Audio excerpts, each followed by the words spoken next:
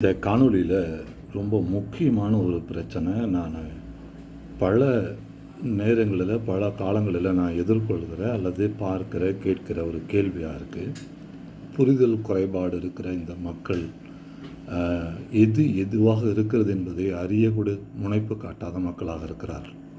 இந்த அரசியல்வாதிகள் இந்த அறியாமையை பயன்படுத்தி கொண்டு இன்று வரை ஜாதியை அடித்தளமாக வைத்து தான் அரசியல் செய்கிறாங்க. இன்றைக்கி ஆண்டவர்கள் அல்லது ஆட்சியில் இருந்தவர்கள் அல்லது சாதனையாளர்கள் என்று மறைந்து போன தலைவர்கள் பல தலைவர்களும் இந்த ஜாதியை அடிப்படை வைத்து தான் தங்களுடைய கோலச்சொல்களை நிகழ்த்தியிருக்கிறாங்க.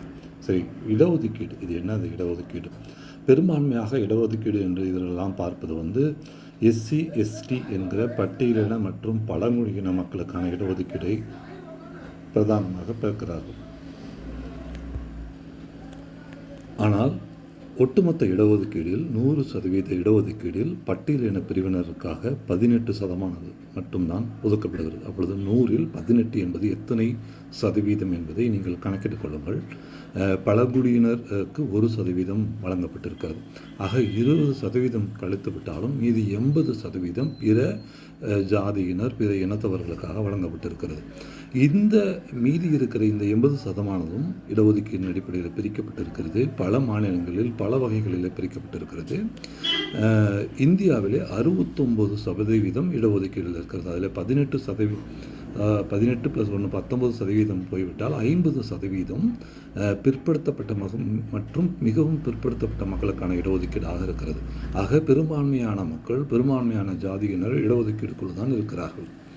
அப்போ இடஒதுக்கீட்டின் பலனை எல்லோரும் பெறுகிறார்கள், பட்டியலான மக்கள் மட்டும் அல்ல. அது ஒரு முதல் இடஒதுக்கீடு சார்ந்த புரிதல். பிறகு ஜாதியை சார்ந்த சிந்தனைகள், அதாவது பெயரின் பின்னால் ஜாதியை சேர்ப்பது, வீதிகளுக்கு ஜாதி போன்ற பெயர்களை வைப்பது, பாலங்களுக்கு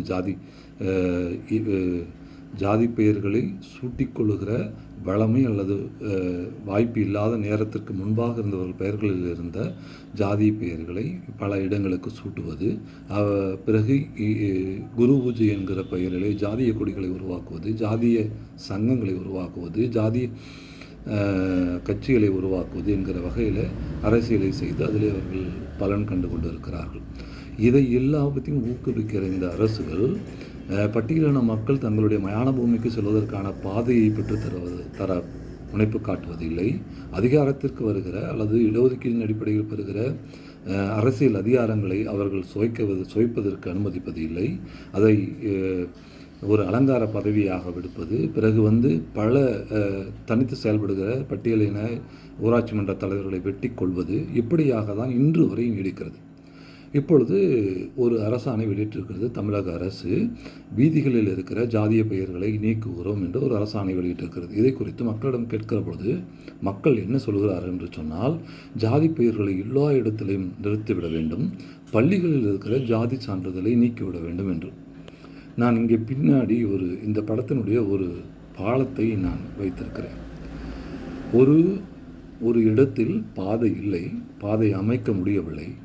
அந்த பாதையை அமைக்க முடியாத இடத்திலே ஒரு பாலத்தை கட்டுவித்திருக்கிறார்கள். அந்த பாலத்திற்கு மறுமுனையில் இருக்கிற மக்கள் இந்த முனையில் இருக்கிற மக்களோடு தொடர்பு கொள்வதற்காக இந்த பாலம் கட்டுமானம் செய்யப்பட்டிருக்கிறது.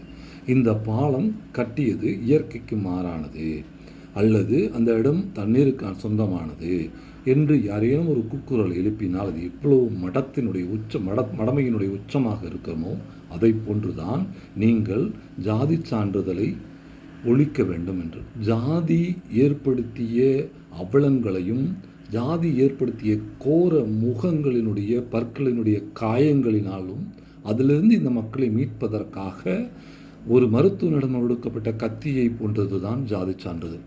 அதன் அடிப்படையில் இந்த தொடர்பு கொள்ள முடியாத இந்த மக்கள் தன்னுடைய இருப்பிடத்திலிருந்து கல்விக்கூடங்களுக்கு அடைய முடியாமல் இருந்த அந்த மக்கள் கல்விக்கூடங்களுக்கு வந்த பிறகு ஏதேனும் ஒரு வேலைவாய்ப்பினை பெறுவதற்காக தரப்பட்ட அந்த இடஒதுக்கீடானது அவர்கள் கல்வியை பெறுவதற்கும் கல்வி நிறுவனங்களிலே ஒதுக்கப்படுகிற சீட்டுகள், அது இப்பொழுது நிறைய தனியார் பள்ளிக்கூடங்கள் இருக்கிறதால் நீங்கள் பணம் இருக்கிறவர்கள் எளிதில் நீங்கள் பெற்றுவிட முடியும்.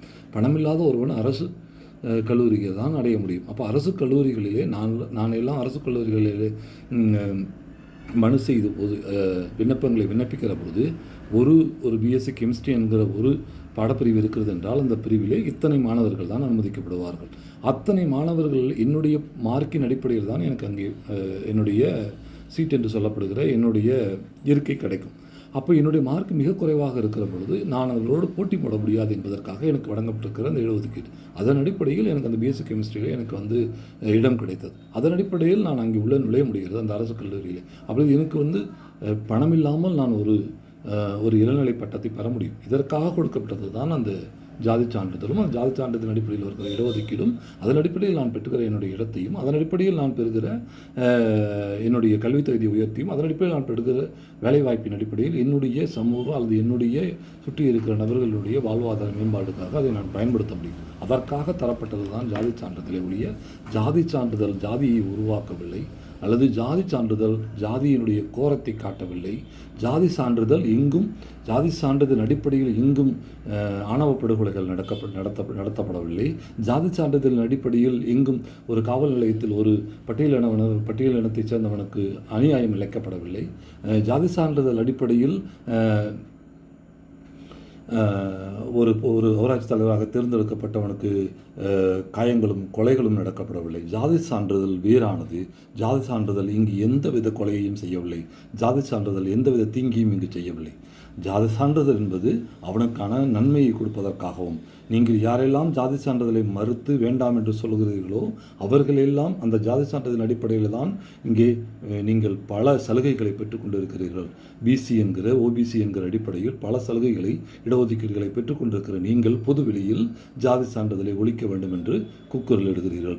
இது அறியாமையினுடைய உச்சம், அல்லது நீங்கள் அறிவிலிகளாக காட்டிக்கொண்டு மற்றவர்களை மட்டம் தட்டுவது, அல்லது ஜாதி சான்றிதழ் தான் எல்லாவற்றிற்கும் காரணம் என்று நீங்கள் ஒழிக்கச் சொல்வது, பட்டியலின மக்களுடைய ஜாதி சான்றிதழை மட்டும் ஒழிக்கச் சொல்கிற ஒரு சுயநல பிணந்தனி கழுகுகளாக இருக்கிறீர்கள். நீங்கள் இடஒதுக்கீடு குறித்த புரிதல் கிடையாது, அந்த இடஒதுக்கீடு என்ன மாற்றத்தை உருவாக்கிறது என்கிற புரிதல் கிடையாது, சமநிலையை உருவாக்குகிறது பற்றி புரிதல் கிடையாது. போலி சமூக நீதியின் பின்னால் நின்று கொண்டு கோர பற்களை காட்டுகிற பிணந்தினி கழுகுகளாக தான் உங்களை நான் பார்க்கிறேன். முதலில் இடஒதுக்கீடு குறித்தும் அதன் போராட்டங்களை குறித்தும், அதை பெறுவதற்காக இங்கே நிகழ்த்தப்பட்டிருக்கிற மிகப்பெரிய நெடிய போராட்டங்களை குறித்தும், அது இடஒதுக்கீடு கொடுத்திருக்கிற ஒரு சமூக மீட்சிக்கான தன்மைகளை குறித்தும், இங்கே இருக்கிற பிணக்குகளை குறைப்பதற்கும் அது செய்திருக்கிற சாதனைகளையும் முதலில் தெரிந்து கொண்டு வாசித்து இந்த உலகத்தையும் இந்த மனிதர்களையும் வாசித்து நல் உலகை உருவாக்குவதற்கான ஏதேனும் ஒரு வாய்ப்புகள் இருந்தால் அதை குறித்து விவாதிகள். பல ஊடக அறம் என்பதை மறந்து, ஊடகத்தினுடைய அடிப்படை அறமற்று மக்களிடம் கேள்விகளை கேட்கிற ஊடகங்களை திருந்திக் கொள்ளுங்கள். இந்த போன்ற உங்களை போன்ற பல ஊடகங்கள் ஊளை சதைகளை பெருத்து கொண்டு ஊரினுடைய மூளைகளில் போய் ஒடுங்கியது காலகாலமாக நிகழ்ந்து வருகிறது. இன்று நீங்கள் கொக்கரிக்கலாம், உங்களிடம் இருக்கிற பணத்தை வைத்துக்கொண்டு கொக்கரிக்கலாம். மக்கள் உங்களுடைய உண்மை முகங்களை தெரிந்து கொண்ட பிறகு நீங்கள் ஒரு மூளையில் நிறுத்தி வைக்கப்படுவீர்கள். அந்த காலம் வெகு தொலைவில் இல்லை. தமிழகத்தில் இருக்கிற பெரும்பான்மையான ஊடகங்கள் கோர பற்களை கொண்டு இன்முகம் காட்டிக் கொண்டு இருக்கிறீர்கள். மக்கள் அறிய மாட்டார்கள் என்று மக்கள் பார்த்து கொண்டிருக்கிறார்கள். காலம் உங்களுக்கு எல்லாம் பதில் சொல்லும். மக்களே புரிந்து கொள்ளுங்கள். உங்களை பிளந்து உங்களுடைய குருதியில்தான் இங்கே இருக்கிற அரசியல்வாதிகளாக இருக்க முடியும், அல்லது பெரு நிறுவனங்களாக இருக்க முடியும், அல்லது ஊடகங்களாக இருக்க முடியும். அவர்கள் தங்களுடைய அபிலாசைகளையும் தங்களுடைய பண தேவைகளையும் பெற்றுக்கொள்வார்கள். மக்கள் எப்பொழுது பிளவுபடுகிறார்களோ, எப்பொழுதெல்லாம் பிரிந்திருக்கிறார்களோ இந்த உலகத்தில் எந்தெந்த நாடுகளிலும் அங்கே இருக்கிற பிணந்தனி கழுகுகள் மட்டுமே அதனுடைய ருசியையும் அந்த பிணத்தையும் தின்று கொளுத்திருக்கின்றன. நீங்கள் அல்ல. முதலில் நீங்கள் தான் இறை என்பதை உணர்ந்து செயல்படுங்கள். நன்றி, வணக்கம். வாசியுங்கள், அனுபவத்தினை பெற்றுவிடுங்கள். சக மனிதனை நேசிக்க கற்றுக்கொள்ளுங்கள். அப்பொழுது மட்டுமே இந்த உலகம் மொய்யும். நன்றி.